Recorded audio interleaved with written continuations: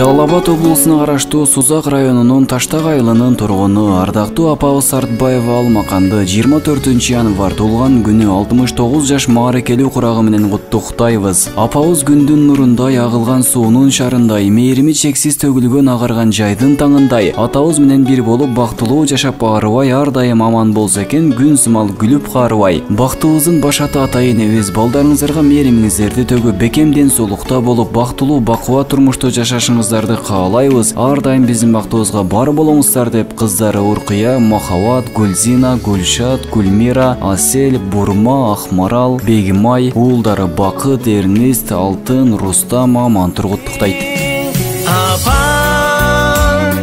ар дайым элиме мактанамын.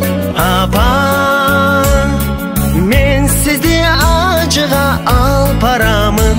Апа, кай жерде болбойун мен ойлогон жалгызымсың.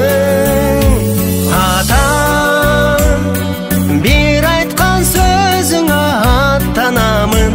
Ата, мен сизди Меккеге алып барамын.